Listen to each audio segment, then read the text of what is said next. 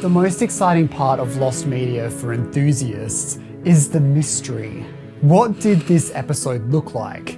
What did it sound like?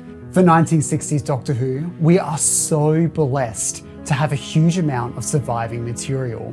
Although there are 97 episodes of Doctor Who missing from the BBC's archive, we have audio recordings of every single one of them made by fans, on-set photographs, original scripts and documentation. There is so much. But today, I want to talk about something rather unique to British lost television from the 1960s, the Telesnap. A man named John Cura took these off-air photographs and sold them to directors and actors as showcases of their work because they couldn't just show them a showreel like they can nowadays. For many of Doctor Who's missing episodes, we have these telesnaps. Today, I want to discuss some of the most interesting and exciting telesnaps from Doctor Who.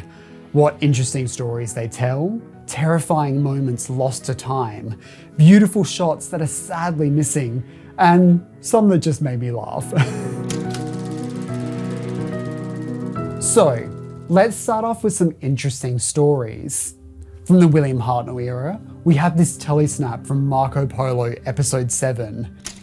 You might think this is a pretty ordinary shot of the TARDIS, but in actuality, this isn't the TARDIS prop. It's actually just a cardboard cutout printed for just this shot. For many 1960s Doctor Who stories, it was recorded like a stage play, trying their best to record non-stop for the full episode, taking only minimal stops. The TARDIS was needed for this shot, and also to be on the other side of the studio for another scene. Therefore, they created this cardboard cutout so they could get the shot without pausing.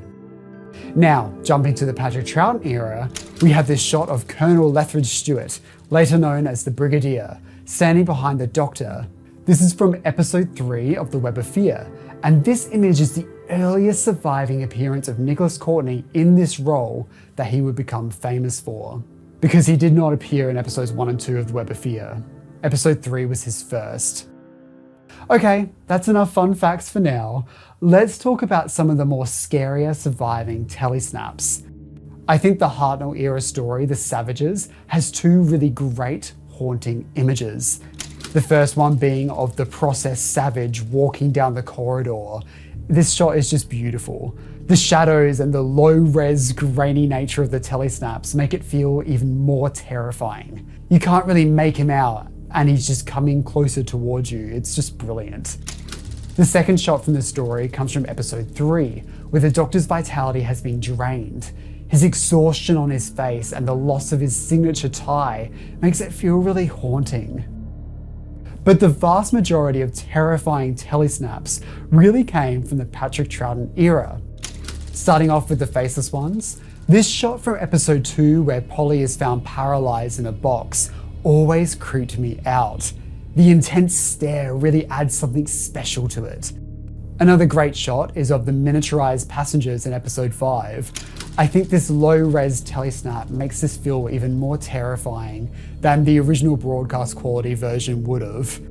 Ending Troughton's first season is The Evil of the Daleks, and interestingly enough, the scariest telesnaps don't even feature the Daleks at all, rather the madman Maxtable. This scene where he hypnotizes the maid is really haunting. Worse yet is this shot from episode 7, where he's taken over by the Daleks and kills Kemmel, screaming, "Kill, kill, kill." It's a shot that will always stay burnt into my brain. The Abominable Snowman has this great shot of Padmasambhava, but it's really his voice that brings the performance an extra level of menace. Fear from the Deep episode 3 ends in a really chilling way, literally, as Maggie slowly walks into the ocean and submerges herself into the depths, never to be seen again. Episode 5 of the story also has a great shot of the possessed Hobson enveloped in the seaweed's foam.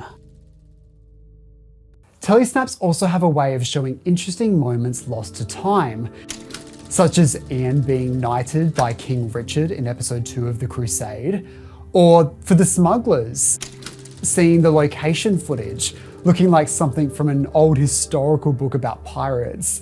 I also adore this shot of Hartnell wearing glasses, which he does so rarely, playing cards on the pirate ship. This is something we would likely not know unless these telesnaps existed. Little moments like this is what makes telesnaps so magical. It's another reason why fans are devastated that many missing stories do not have any telesnaps. For example, The Massacre, which had William Hartnell playing a second role, the Abbot of Amboise. We have no idea what his costume would have looked like, but people have assumed that it was just a white robe.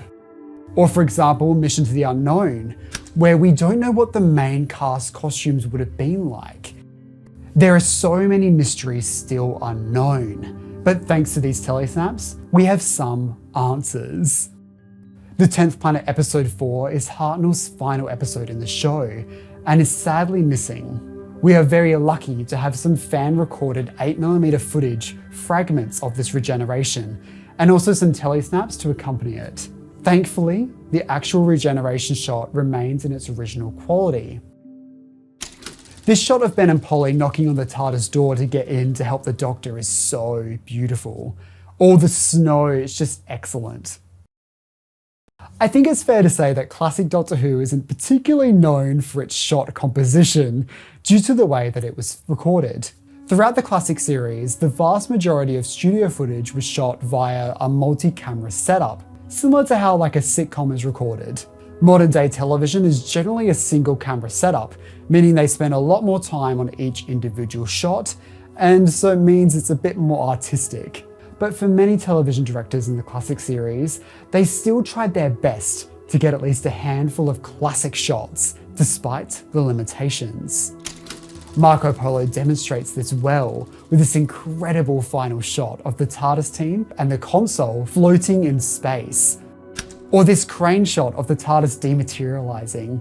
Or this shot showing the incredible costumes and sets.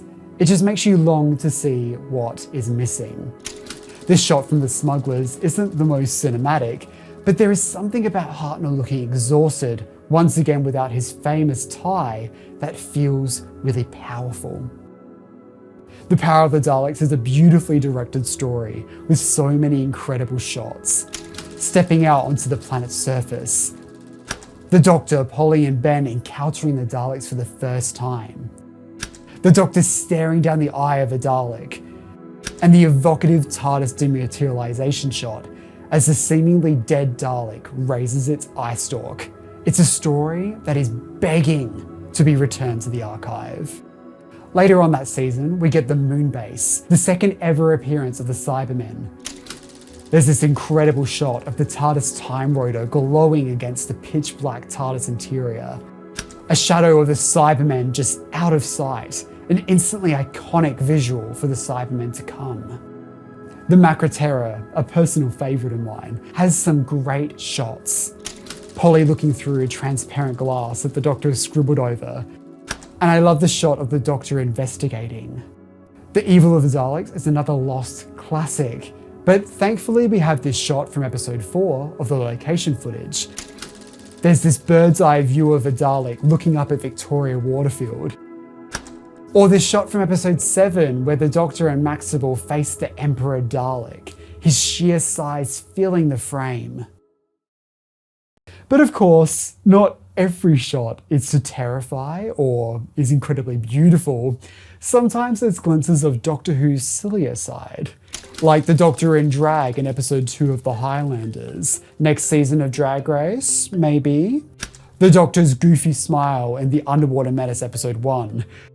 The Doctor, Jamie and Ben smiling in a photo booth in episode 2 of The Faceless Ones. Or for you perverts out there, there's this shot of Ben shirtless in The Smugglers episode 1. So, these are some of my favourite telesnaps. What are yours? Let me know in the comment section below. I am once again so thankful that we have these.